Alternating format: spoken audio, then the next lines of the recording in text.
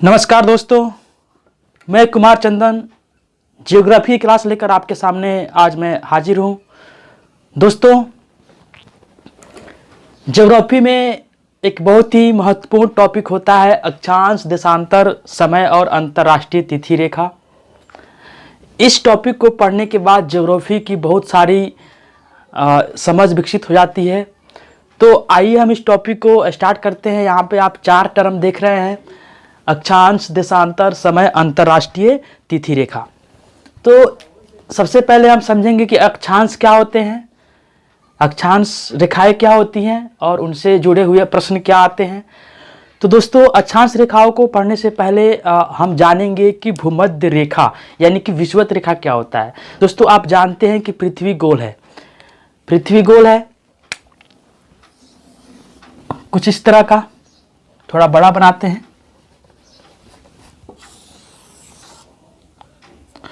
तो पृथ्वी गोल है और ये भी आपको पता है कि इस साइड में नॉर्थ होता है, इधर साउथ, इधर वेस्ट और इधर ईस्ट होता है। तो पृथ्वी के बीचों बीच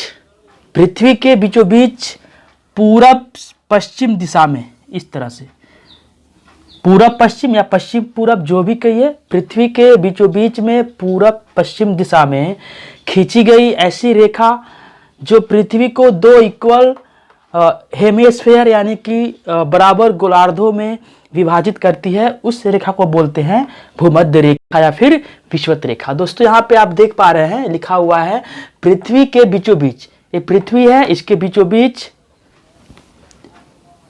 पूरब से पश्चिम दिशा में, पूरब पश्चिम इस दिशा में, ऐसे नहीं, इस दिशा में खींची गई रेखा जो पृथ्वी को 2 बराबर गोलार्धों, उत्तरी गोलार्ध एवं दक्षिणी गोलार्ध में विभाजित करती है, उसे भूमध्य रेखा या विषुवत रेखा कहते हैं। दोस्तों, तो इस तरह आप देख पा रहे हैं कि विषुवत रेखा क्या होता है या फिर भूमध्य रेखा भी इसे कहते हैं, भूमध्य रेखा।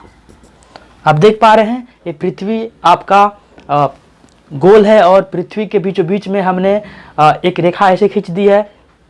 चूंकि ये रेखा पृथ्वी के चारों तरफ से है, चूंकि यहाँ पे बोर्ड पे ऐसा हम नहीं बना सकते हैं, पृथ्वी गोल है, इसके लिए आप इस ग्लोब को दे सकते हैं।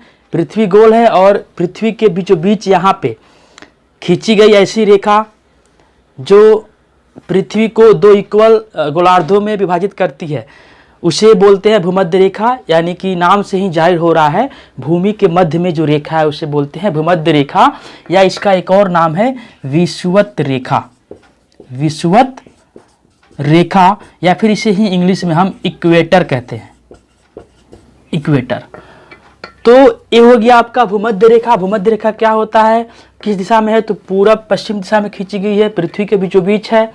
और इस प्रकार अगर हम भूमध्य रेखा से ऊपर देखें तो क्या हो जाएगा, इसके ऊपर नॉर्थ है, इसके ऊपर नीचे, इसके नीचे साउथ है। इस प्रकार ये जो पृथ्वी का जो ऊपर का जो आधा गोला हो गया उसे हम क्या बोल सकते हैं, ये आपका उत्तरी गोलार्ध हो गया और नीचे हो गया आपका दक्षिणी गोलार्ध, दक्षिणी गोलार्ध। तो इस तरह आप देख पा रहे हैं कि भूमध्य रेखा से उत्तर की ओर जो आपका पृथ्वी का जो आधा पार्ट है इसे उत्तरी गोलार्ध और नीचे वाले को दक्षिणी गोलार्ध कहते हैं। इसीलिए यहाँ परिभाषा है कि पृथ्वी के बीचों बीच खींची गई ऐसी रेखा जो पृथ्वी को 2 गोलार्धों, उत्तरी गोलार्ध और दक्षिणी गोलार्ध में विभाजित करती है, उस रेखा को बोलते हैं भूमध्य रेखा या फिर विषुवत रेखा।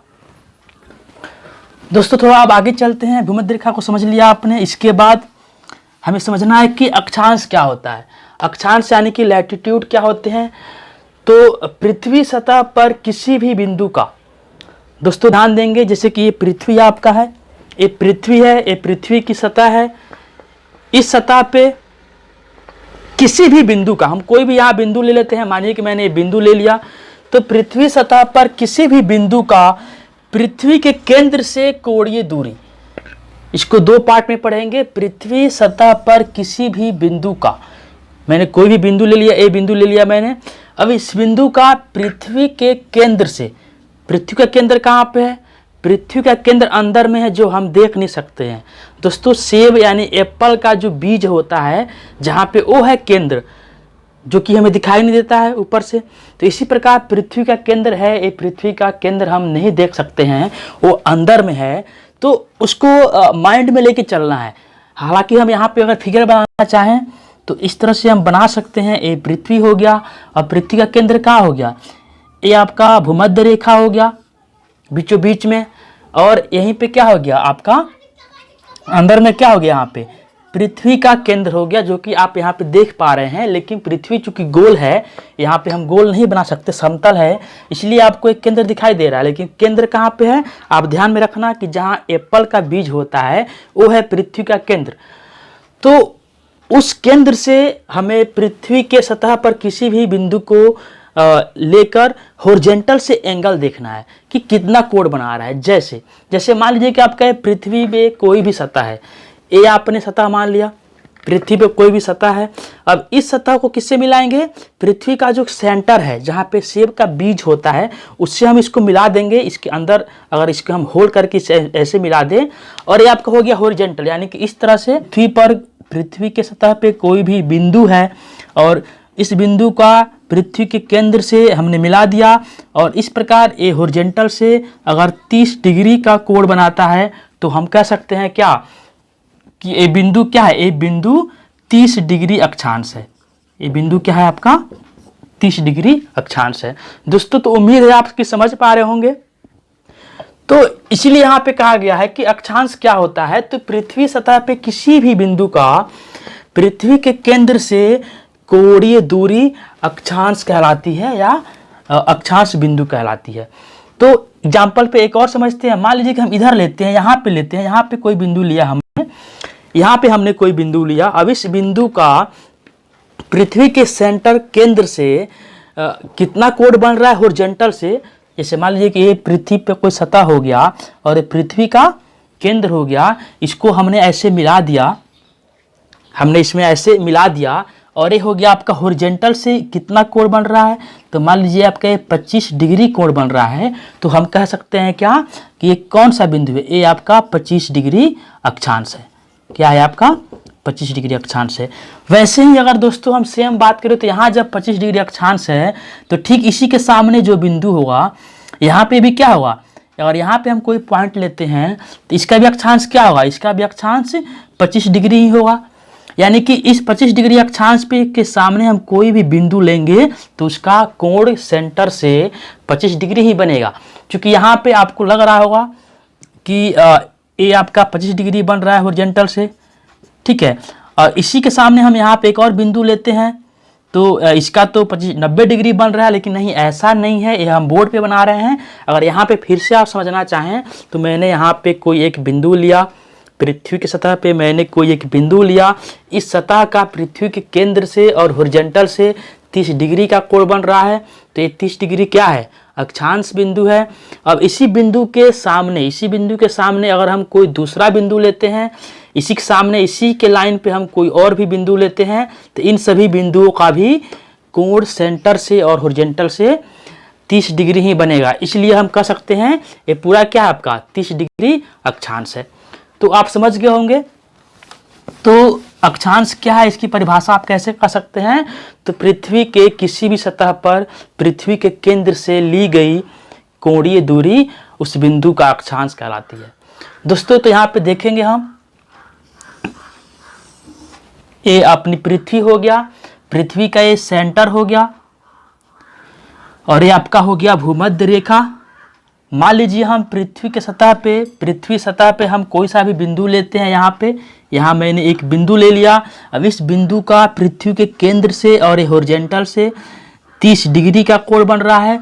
तो इसी बिंदु के सामने चूंकि ये पृथ्वी गोलाकार ऐसे है, तो इसी बिंदु के सामने यहाँ पे या फिर यहाँ पे या फिर यहाँ पे या फिर यहाँ पे या फिर इसके सामने कहीं पे भी हम कोई सा भी बिंदु लेंगे तो उसका कोण सेंटर से 30 डिग्री ही बनेगा। उसका कोण क्या बनेगा, 30 डिग्री ही बनेगा।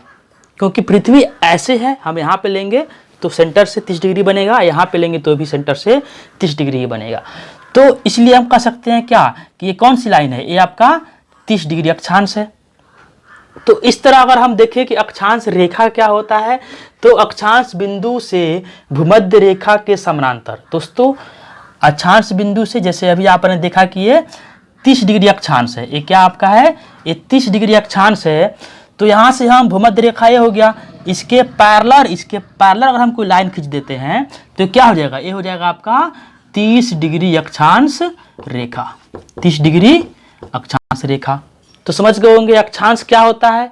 पृथ्वी के सतह पे किसी भी बिंदु का सेंटर से कितना कोण बनता है, वही क्या होता है, उस बिंदु का अक्षांश होता है। और उसी बिंदु से हम भूमध्य रेखा के समानांतर अगर हम लाइन ड्रॉ कर दें, ऐसे ऐसे लाइन ड्रॉ कर दें, तो इसे हम क्या बोल देंगे, इसे हम बोल देंगे अक्षांश रेखा। जैसे मान लीजिए कि इस बिंदु का सेंटर से, केंद्र से कोण 15 डिग्री बनता है, तो ये क्या है, ये 15 डिग्री अक्षांश बिंदु है। इसके सामने भी ये भी क्या होगा, 15 डिग्री अक्षांश होगा। इसके सामने और भी कोई लेते हैं, ये भी क्या होगा, या फिर ये, या फिर ये, या फिर ये, या फिर कोई सा लीजिए, ये सभी क्या होंगे, ये सभी 15 डिग्री अक्षांश होंगे। तो इसी को अगर हम मिला देते हैं ऐसे भूमध्य रेखा के समानांतर ऐसे खींच देते हैं, तो क्या हो जाएगा आपका 15 डिग्री अक्षांश रेखा।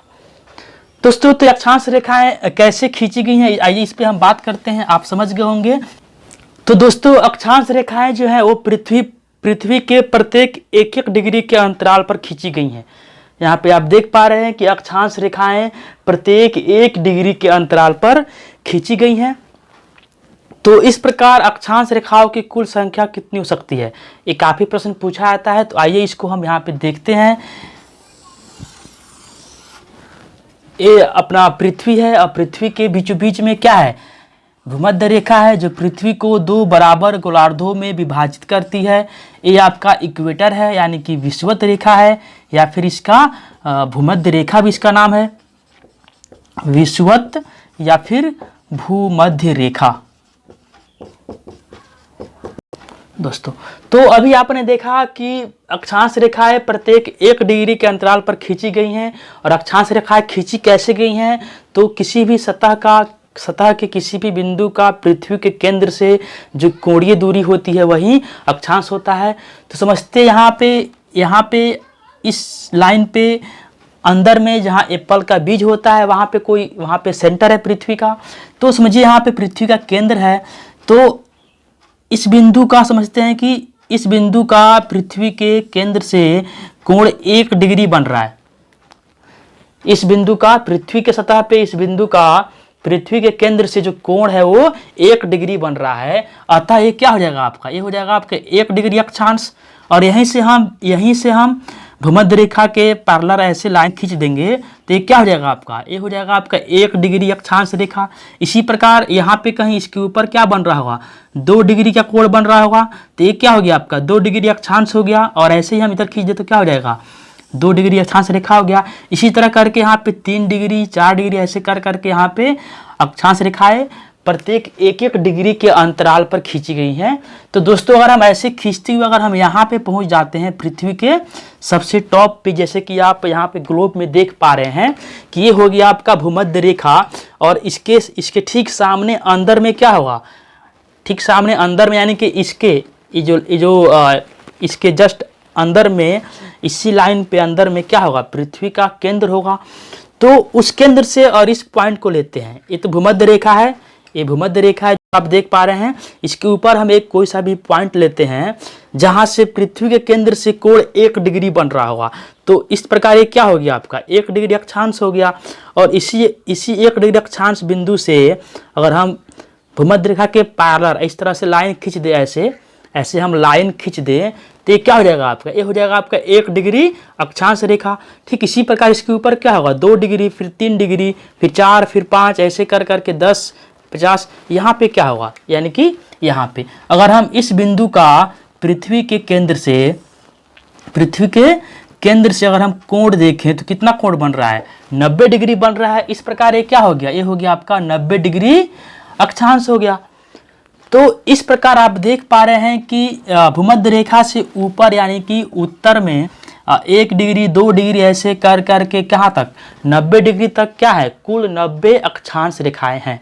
और दोस्तों ठीक उसी प्रकार नीचे में भी तो होंगे। जैसे यहाँ पे हम देखें तो इस बिंदु का ये ऐसे कोण 1 डिग्री बन रहा है, तो ये क्या हो गया, 1 डिग्री अक्षांश रेखा हो गया, फिर 2 डिग्री अक्षांश रेखा हो गया, फिर 3 डिग्री, ऐसे कर करके यहाँ पे फिर क्या होंगे, यहाँ पे फिर 90 डिग्री अक्षांश रेखा होगा। तो इस प्रकार हम कह सकते हैं कि भूमध्य रेखा से उत्तर में कुल 90 अक्षांश रेखाएं हैं और इसके भूमध्य रेखा के दक्षिण में कुल 90 अक्षांश रेखाएं हैं। लेकिन जो भूमध्य रेखा है, जो ये खुद भूमध्य रेखा है, अगर हम यहाँ पे कोई बिंदु लेते हैं तो इस बिंदु का पृथ्वी के केंद्र से कोण क्या बनेगा, ये तो 0 डिग्री कोण बनेगा। तो भूमध्य रेखा को भी हम क्या कह सकते हैं, भूमध्य रेखा भी क्या है, भूमध्य रेखा भी एक तरह से अक्षांश ही है, जो कि 0 डिग्री अक्षांश है, 0 डिग्री अक्षांश रेखा है। तो दोस्तों इस तरह से आप समझ गए होंगे कि पृथ्वी पे अक्षांश रेखाओं की कुल कितनी संख्या है, कितनी अक्षांश रेखाएं उत्तर में है, कितनी दक्षिण में है। तो जो अक्षांश रेखा है भूमध्य रेखा के उत्तर में है उसे क्या बोलते हैं, उसे हम उत्तरी अक्षांश कहते हैं। जैसे भूमध्य रेखा हो गया अर्थात विषुवत रेखा हो गया अर्थात 0 डिग्री अक्षांश हो गया। तो इसके ऊपर जो आपका 1 डिग्री है इसे क्या बोलेंगे, 1 डिग्री उत्तरी अक्षांश रेखा। इसके ऊपर 2 डिग्री उत्तरी अक्षांश, फिर 3 डिग्री उत्तरी, 4 डिग्री उत्तरी, ऐसे कर करके हम कहाँ तक जाएंगे, 90 डिग्री उत्तरी। ठीक उसी प्रकार भूमध्य रेखा से नीचे हम क्या आते हैं, तो 1 डिग्री दक्षिणी, 2 डिग्री दक्षिणी, 3 डिग्री दक्षिणी और ऐसे कर करके यहाँ पे 90 डिग्री क्या हो जाएगा, दक्षिणी हो जाएगा। तो इस प्रकार आप देख पा रहे हैं कि पृथ्वी पे अक्षांश रेखाओं की संख्या कुल कितनी है। तो देखिए यहाँ पे 90 अक्षांश रेखाएं उत्तर में है, 1 से 90 तक क्या है, उत्तर में है। और ऐसे ही क्या है, 90 अक्षांश रेखाएं क्या हैं, 90 अक्षांश रेखाएं दक्षिण में है। और एक जो बीच वाला है भूमध्य रेखा वो भी तो एक अक्षांश ही है, जो कि 0 डिग्री अक्षांश है, 0 डिग्री अक्षांश। तो इस प्रकार हम देखें टोटल तो क्या हो जाएगा आपका 181 अक्षांश रेखाएं पृथ्वी पर खींची गई हैं। दोस्तों तो इस तरह से पृथ्वी पर अक्षांश रेखाओं की कुल संख्या 181 है, 181 है। तो 90 दक्षिण में या 90 उत्तर में और एक आपका बीच वाला यानी कि 0 डिग्री अक्षांश कितने हो गए, टोटल हो गए 181। दोस्तों अब इनके बारे में कुछ और ही फैक्ट जानते हैं। जैसे कि पहली बात तो ये अक्षांश रेखाएं हैं, ये सभी काल्पनिक रेखाएं हैं। अक्षांश रेखाएं या अंतर्राष्ट्रीय तिथि रेखा या फिर दशांतर रेखाएं हैं, वो काल्पनिक रेखाएं हैं, वास्तव में खींची नहीं गई हैं, एक काल्पनिक रेखाएं हैं। दूसरी बात है कि अक्षांश रेखाएं वास्तव में रेखा ना होकर वृत्त हैं। दोस्तों चूंकि आप जानते हैं कि अक्षांश रेखाएं में हम बोल रहे हैं, लेकिन चूंकि पृथ्वी गोल है और पृथ्वी जब गोल है तो ये जो आप देख पा रहे हैं ये अक्षांश ऐसे आप देख पा रहे हैं, ये आपको आगे से दिख रहा है, वास्तव में ये तो चारों तरफ से पृथ्वी को कवर कर रहा है। तो इसलिए अक्षांश रेखाएं ध्यान रखना वास्तव में रेखा नहीं होकर क्या है, ये वास्तव में वृत्त हैं, लेकिन हम लोग रेखा ही बोलते हैं। तो ये आपको ध्यान रखना है। जबकि दशांतर रेखाएं रेखा ही हैं, वो हम आगे पढ़ेंगे, लेकिन अक्षांश रेखाएं वास्तव में रेखा नहीं है, वो वृत्त हैं, क्योंकि पृथ्वी गोल है और पृथ्वी को चारों तरफ से कवर करती है। आप एक साइड से फ्रंट से आप देख पा रहे हैं, लेकिन ये जो फ्रंट से आप देख पा रहे हैं ये पृथ्वी के वो बैक साइड से भी है। इस प्रकार ये हो गया आपका भूमध्य रेखा, बीचों बीच में उसके ऊपर 1 डिग्री अक्षांश, फिर 2 डिग्री अक्षांश और यहाँ पे हो गया आपका 90 डिग्री अक्षांश। तो दोस्तों ये वास्तव में वृत्त है। इसके बाद एक यहाँ पे सबसे बड़ी अक्षांश रेखा कौन है, तो अगर हम यहाँ पे देख पा रहे हैं सबसे बड़ी कौन जाएगा, सबसे बड़ी बीच वाला यानी कि भूमध्य रेखा है। तो सबसे बड़ी रेखा 0 डिग्री अक्षांश रेखा है, जो कि सबसे बड़ा वृत्त है या फिर सबसे बड़ी रेखा है। रेखा कहिए या वृत्त कहिए, चूंकि ये वृत्त ही है तो सबसे बड़ा वृत्त किसे बोलते हैं, भूमध्य रेखा क्या है, सबसे बड़ा वृत्त है, यानी कि सबसे बड़ी अक्षांश रेखा है। इसके बाद आप देख पा रहे हैं कि ये भूमध्य रेखा हो गया। तो भूमध्य रेखा से हम जैसे ही ऊपर जा रहे हैं, भूमध्य रेखा से हम ऊपर की ओर जा रहे हैं या फिर नीचे की ओर जा रहे हैं या उससे दूर जा रहे हैं, कैसे भी कह सकते हैं। भूमध्य रेखा से दूर जाने का मतलब क्या है, इधर की ओर जाना, ये हो गया भूमध्य रेखा। यहाँ से दूर मतलब उत्तर की ओर जा रहे हैं, फिर इधर साउथ पोल की ओर जा रहे हैं। तो अगर ऐसे पूछे कि अक्षांश रेखाओं की लंबाई भूमध्य रेखा से दूर जाने पर क्या होती है, तो आप देख पा रहे हैं घटती है। सबसे बड़ी लंबाई भूमध्य रेखा की है, उसके बाद उसके ऊपर 1 डिग्री का। जैसे ही हम यहाँ से ऊपर की ओर ध्रुवों की ओर जा रहे हैं, इधर या फिर इधर अक्षांश रेखाओं की लंबाई कम होते जा रही है। और अंततः क्या देख रहे हैं, अंततः क्या देख रहे हैं कि जो 90 डिग्री अक्षांश रेखा है, 90 डिग्री उत्तरी हो या फिर 90 डिग्री दक्षिणी हो, एक वो सिर्फ बिंदु के रूप में है। 90 डिग्री अक्षांश बिंदु के रूप में है। दोस्तों इसके बाद हम देख रहे हैं कि दो क्रमागत अक्षांश रेखाओं के बीच की दूरी 111 किलोमीटर होती है। कोई भी दो कंसेक्यूटिव अक्षांश रेखाएं हैं, जैसे कि मान लीजिए आपका ये 1 डिग्री अक्षांश रेखा है दक्षिणी, और ये आपका 2 डिग्री अक्षांश रेखा है, तो इन दोनों के बीच की जो डिस्टेंस है, ये जो डिस्टेंस है कितना है, 111 किलोमीटर। और ये डिस्टेंस पूरा यहाँ से यहाँ तक पूरा क्या होता है, बराबर होता है।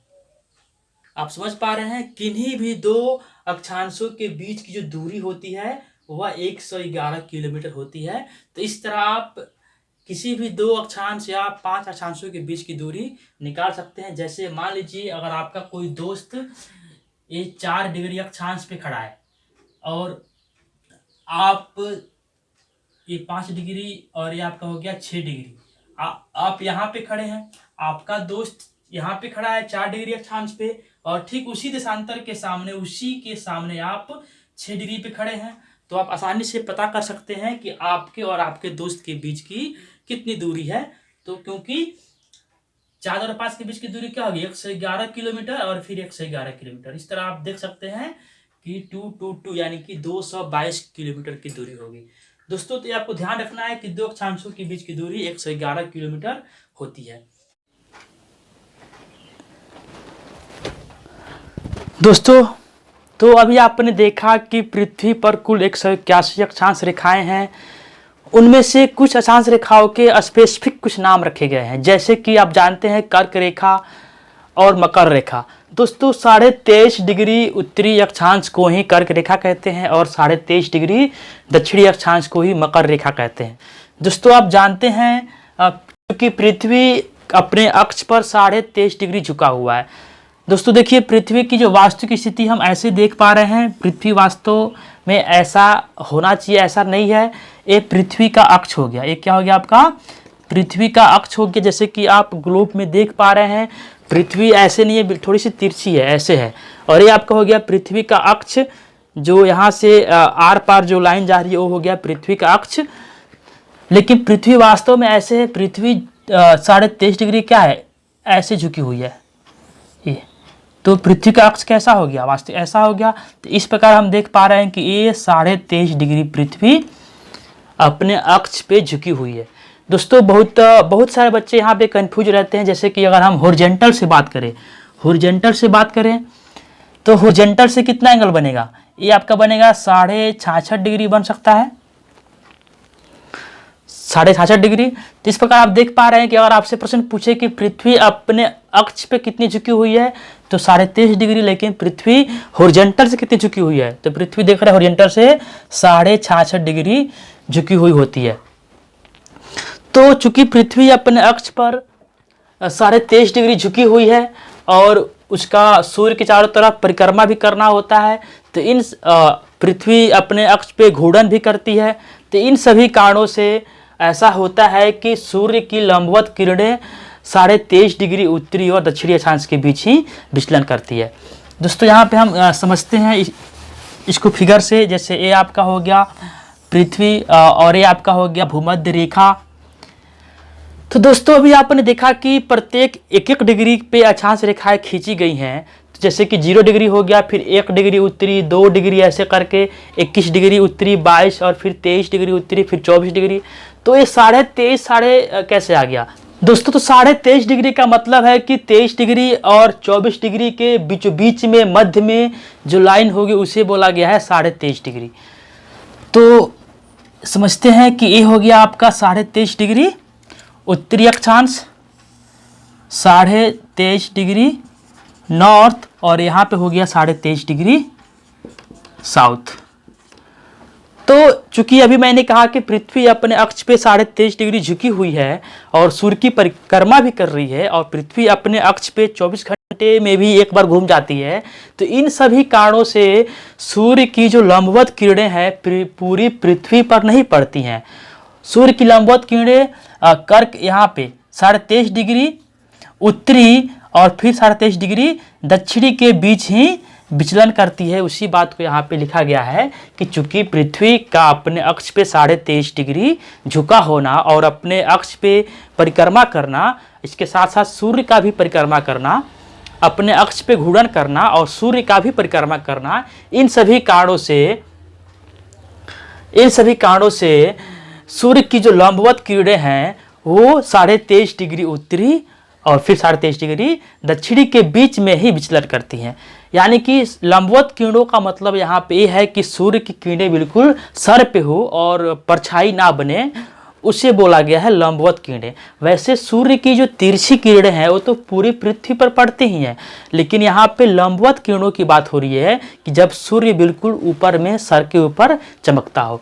तो देखिए दोस्तों, परिस्थितियाँ ऐसी बनती है कि समझिए आपका सूर्य है, तो सूर्य यहाँ पे पहुँचता है और फिर यहाँ के बाद सूर्य की लंबवत किरणें इधर नहीं जाती है, यहाँ के बाद इधर की ओर आती हैं, फिर यहाँ से ऐसे यहाँ पहुँचती हैं और फिर यहाँ के बाद इधर नहीं जाती हैं, यहाँ से फिर वापस इधर चली जाती हैं। तो इसी 23.5 डिग्री उत्तरी और 23.5 डिग्री दक्षिणी के बीच में सूर्य की लंबवत किरणें विचलन करती हैं। तो इसीलिए 23.5 डिग्री और 23.5 डिग्री दक्षिणी उत्तरी को एक स्पेसिफिक नाम रखा गया है। वो क्या रखा गया है? तो 23.5 डिग्री को क्या बोला गया है? कर्क रेखा यानी कि ट्रॉपिक ऑफ कैंसर बोला जाता है और 23.5 डिग्री दक्षिणी को मकर रेखा अर्थात ट्रॉपिक ऑफ कैप्रिकॉर्न बोला जाता है।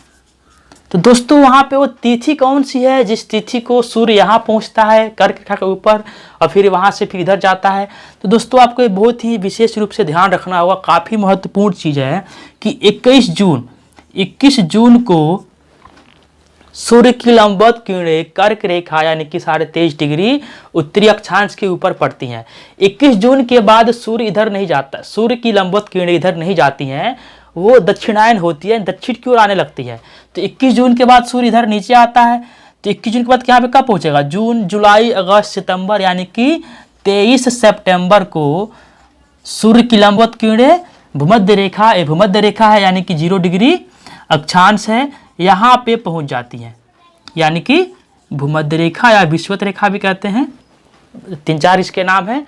तो आप देख पा रहे हैं कि 21 जून को सूर्य कर्क रेखा के ऊपर चमकता है, 21 जून के बाद वो दक्षिण की ओर आता है और 23 सितंबर को भूमध्य रेखा के ऊपर पहुंच जाता है। फिर इस नीचे और आता है तो कब पहुंचेगा? यहाँ पे, यहाँ पहुंच जाता है 22 दिसंबर को सूर्य की लंबवत किरणें 23.5 डिग्री दक्षिणी के ऊपर चमकती है और फिर यहाँ से सूर्य इधर नहीं जाएगा, यहाँ से फिर वापस ऊपर की ओर जाएगा। तो फिर यहाँ कब पहुँचेगा? दिसंबर के बाद जनवरी, फरवरी और फिर पहुँचेगा यहाँ पे 21 मार्च को। तो 21 मार्च को फिर यहाँ पहुँचेगा और फिर 21 जून को यहाँ पहुँच जाएगा। तो दोस्तों आप चूँकि देख पा रहे हैं कि भूमध्य रेखा चूँकि बीचों बीच में है, इसलिए यहाँ पे सूर्य 2 बार पहुँचता है, 21 जून, 21 मार्च, 23 सितंबर और 22 दिसंबर। तो इस प्रकार आप देख पा रहे हैं कि सूर्य की लंबवत किरणें कब कहाँ होती हैं। दोस्तों अभी अगर हम आज की बात करें तो ये मई का महीना है, तो जाहिर सी बात है सूर्य अभी कहाँ होगा। अगर आपसे हम पूछे कि सूर्य ये भूमध्य रेखा है, सूर्य उत्तरी गोलार्ध में है या फिर दक्षिणी गोलार्ध में है, तो बड़ा आसानी से आप कह सकते हैं, चूँकि मई का महीना है तो मार्च के बाद अप्रैल, मई और फिर जून, तो निश्चित रूप से सूर्य आपका इसी बीच में होगा, यानी कि कर्क रेखा और भूमध्य रेखा के बीच में होगा, यानी कि उत्तरी गोलार्ध में होगा। अभी सूर्य क्या हो रहा होगा? तभी सूर्य उत्तरायण हो रहा है, यानी कि उत्तर की ओर चढ़ रहा है। उत्तर की ओर चढ़ते चढ़ते क्या पहुंचेगा? 21 जून को यहाँ पहुंचेगा। 21 जून के बाद फिर क्या होगा? इधर नीचे आएगा और 23 सितंबर को यहाँ पहुँचेगा, फिर 22 दिसंबर को यहाँ पहुँचेगा, फिर यहाँ से ऊपर जाएगा, 21 मार्च को यहाँ पहुँचेगा। तो इसी प्रकार सूर्य की लंबवत किरणें इन तिथियों के हिसाब से इसी के बीच में विचलन करती है। तो इसीलिए 21 जून को यहाँ पहुँचती है और 22 दिसंबर को यहाँ पहुँचती है। तो इसी कारण से 23.5 डिग्री उत्तरी अक्षांश को कर्क रेखा नाम दिया गया है और 23.5 डिग्री दक्षिणी अक्षांश को मकर रेखा नाम दिया गया है। दोस्तों इसके अलावा 66.5 डिग्री की भी थोड़ा बात कर लेते हैं। इसके ऊपर क्या पहुंचेगा आपका? इसके ऊपर आएगा 66.5 डिग्री उत्तरी और इधर आपका हो जाएगा 66.5 डिग्री दक्षिणी। तो चूंकि आप जानते हैं कि नीचे में क्या है, अगर यहाँ ग्लोब देखें तो इसके नीचे क्या अंटार्कटिका है और ये आपका आर्कटिक है, इसीलिए 66.5 डिग्री यहाँ पे इस उत्तरी ध्रुव है, यहाँ पे आर्कटिक सागर है और ये दक्षिणी ध्रुव यहाँ पे अंटार्कटिका महादेश है। तो इसलिए 66.5 डिग्री उत्तरी को हम आर्कटिक वृत्त कहते हैं, आर्कटिक वृत्त नाम दिया जाता है, और 66.5 डिग्री दक्षिणी को अंटार्कटिका वृत्त कहा जाता है, अंटार्कटिका वृत्त। तो दोस्तों एक कुछ स्पेसिफिक नाम है, जैसे कि 23.5 डिग्री उत्तरी को कर्क रेखा, 23.5 डिग्री दक्षिणी को मकर रेखा। इसी तरह से 66.5 डिग्री उत्तरी को क्या कहते हैं, आर्कटिक वृत्त कहते हैं, आर्कटिक वृत्त, और 66.5 डिग्री दक्षिणी को क्या कहते हैं, अंटार्कटिका वृत्त कहते हैं। तो इस प्रकार से कुछ अक्षांश रेखाओं के स्पेसिफिक नाम दिए गए हैं, विशेष ध्यान रखना है। और यहाँ से बहुत सारे प्रश्न बनते हैं, जैसे दोस्तों अगर आपसे हम सिंपली पूछे कि सबसे बड़ा दिन कब होगा, क्योंकि उत्तरी गोलार्ध में सबसे बड़ा दिन कब होगा, तो 21 जून को होगा, 21 जून को, क्योंकि 21 जून को सूर्य बिल्कुल इसके ऊपर रहता है। और दक्षिणी गोलार्ध में सबसे बड़ा दिन कब होगा, तो 22 दिसंबर को होगा। तो जब सूर्य 21 जून को यहाँ पे रहता है, उत्तरी गोलार्ध में रहता है, भारत के ऊपर रहता है, क्योंकि भारत कर्क रेखा पे ही बसा हुआ है, तो इसलिए अगर आपसे पूछे कि उत्तरी गोलार्ध में सबसे बड़ा दिन कब होता है, तो 21 जून को होता है। दक्षिणी गोलार्ध में सबसे बड़ा दिन कब होता है, तो 22 दिसंबर को होता है। या अगर रातों के बारे में पूछे तो उत्तरी गोलार्ध में सबसे बड़ी रात कब होगी, जब सूर्य यहाँ पे रहेगा तो रात बड़ी होगी, यानी कि 22 दिसंबर को होगी। और दक्षिणी गोलार्ध में सबसे बड़ी रात कब होगी, जब सूर्य यहाँ पे रहेगा तो 21 जून को यहाँ पे होगी। दूसरा प्रश्न बनता है कि दिन और रात बराबर कब होते हैं दोस्तों, तो जब 23 सितंबर और 21 मार्च को जब सूर्य भूमध्य रेखा पे होता है, तो दोनों ही गोलार्धों में दिन और रात क्या होंगे, बराबर होंगे। इसके अलावा आप देख पा रहे हैं कि सर्वाधिक गर्मी वाला क्षेत्र कौन है, तो चूंकि भूमध्य रेखा पे सूर्य 2 बार पहुंच रहा है, सूर्य इसी के बीच में विचलन कर रहा है, इसलिए इस रीजन में क्या होगा, सर्वाधिक तापांतर होगा, सर्वाधिक गर्मी पड़ेगी, सर्वाधिक गर्मी भूमध्य रेखा पे पड़ेगी। तो इस तरह आप देख पा रहे हैं कि अक्षांश रेखाओं की मदद से हम बहुत सारी चीज़ों का अनुमान लगाते हैं। जैसे अभी भी पृथ्वी पे किसी भी जगह का तापांतर, वहाँ पे गर्मी, वहाँ का टेम्परेचर, वहाँ का मौसम, वहाँ की वर्षा, रेनफॉल और दिन रात की अवधि, इसके अलावा हम वनस्पतियों के बारे में, जीवों के बारे में अनुमान लगा सकते हैं। क्योंकि आप बता सकते हैं कि भूमध्य रेखा पे सर्वाधिक गर्मी पड़ेगी, क्योंकि यहाँ पे सूर्य 2 बार पहुँच रहा है, तो सर्वाधिक तापांतर होगा, सर्वाधिक गर्मी होगी, सर्वाधिक गर्मी होगी तो उससे मौसम का पता लगा सकते हैं। वर्षा अधिक वहाँ पे होते हैं, वर्षा अधिक होने से वहाँ के अमेजन जैसे सदाबहार वृक्ष पाए जाते हैं, और वहाँ पे सदाबहार वृक्षों में, जंगलों में तरह तरह के जीव पाए जाते हैं। तो इस प्रकार हम तापमान के हिसाब से हम मौसम, वर्षा, वहाँ की वनस्पतियाँ, वहाँ की जलवायु के बारे में पता लगा सकते हैं। दोस्तों यहाँ पे हम जलवायु भी लिख दे रहे हैं, क्लाइमेट।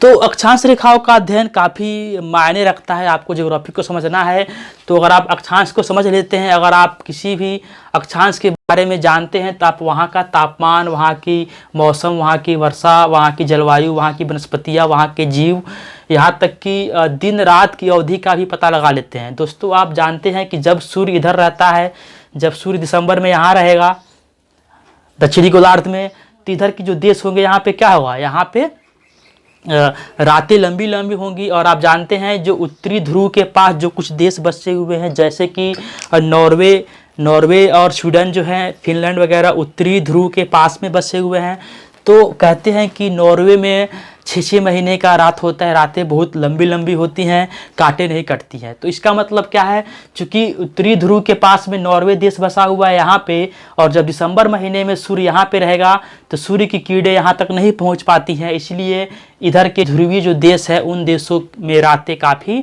लंबी होती हैं। तो दोस्तों इस तरह से हम उम्मीद करते हैं आपको अक्षांश रेखाओं का जो कंसेप्ट है वो समझ में आया होगा। इस पे बेस्ड क्वेश्चन भी आपको बता दिए गए हैं कि कौन रेखा कितनी लंबी है, इनके बीच की दूरी क्या है, काल्पनिक है, कौन छोटी है, कैसे खींची गई हैं, कर्क रेखा क्या है, मकर रेखा क्या है, और सूर्य की लंबवत किरणें किसके किसके बीच में विचलन करती हैं, और इस हिसाब से हम क्या क्या चीज़ों का अनुमान लगा सकते हैं। तो इन सब का अध्ययन हमने आज किया। अगले लेक्चर में हम देशांतर रेखाओं के बारे में बात करें। अगले क्लास में फिर से मिलते हैं, तब तक के लिए आपसे विदा लेते हैं। धन्यवाद।